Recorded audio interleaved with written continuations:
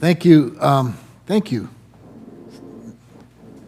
He surprised me with his voice. He's not the chairman, but I'm glad to see you sitting there, Jerry. Thank you, Senator.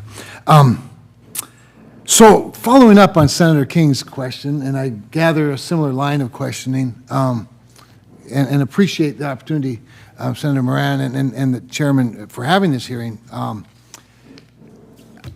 I want to, like Senator King, I don't want to plow old ground, so I'm just going to add on to his and jump over Secretary Ellenhall to the Red Team report and the issue of community care, because it seems to me that at a time when demand is higher than you can provide for, that and that the Mission Act provided for more community care, easier access to community care.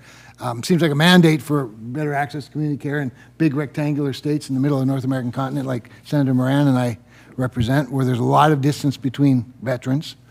A lot of critical access hospitals which provide excellent service, and in fact, if they had a little larger, patient load, might even save some critical access hospitals. That the VHA seems to be very resistant still to access to community care. In fact, I'm going to go to the report and just highlight a couple of things in the Red Team report.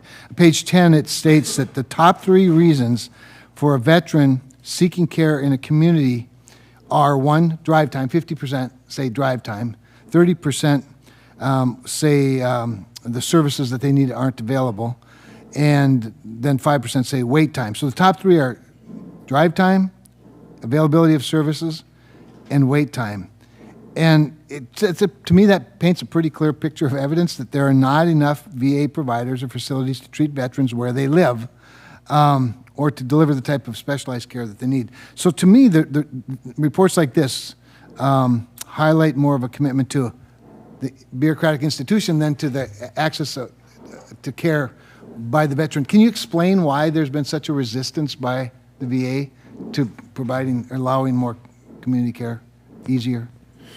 Well, Senator, I agree with you that the community care network is absolutely essential to provide timely access to care, especially for rural veterans and especially for specific categories of care like long-term care. And over the last several years, we've grown at very high rates in the community care account. This year so far, we're up 14.5% on community care referrals compared to last year.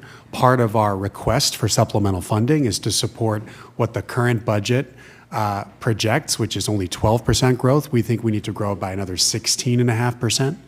And what I've emphasized to all of our medical centers is that when a veteran qualifies for community care under the Mission Act, it is our obligation to offer that option. We also have to offer VA options, in my view, and put the veteran in the driver's seat to make the final decision when veterans qualify for both. So you just used the term when a veteran qualifies. Yes. And that's one of the things that concerns me a little bit, because the bureaucracy of all types, that's one of the ways they can manipulate is by not qualifying them. And the benefit of the doubt, in my mind, it's always frustrated me that the default or the benefit of the doubt never goes to the veteran, in a challenged situation. So I think what I hear you saying is if the committee and if the Congress provides you better resources, perhaps the first thing we could look for are services that already exist in a lot of these communities and make it easier for the veteran to get that care there rather than build a bigger VA bureaucracy, because it should be about access to care, period, across the board, veterans and non-veterans. And I think that the dynamism of that patient load and the capacity of a lot of community access hospitals and other things, it could be winners all the way around. So my pitch is that please let's look first at existing capacity and infrastructure before we build out a bigger bureaucracy. We have to make the right decision, Senator, for every veteran, and if that right decision means a community care provider that's closer, more convenient for them, and can get them that care quicker, we have to elect to do that. And the veteran, in my view, has to be in the driver's seat for those decisions.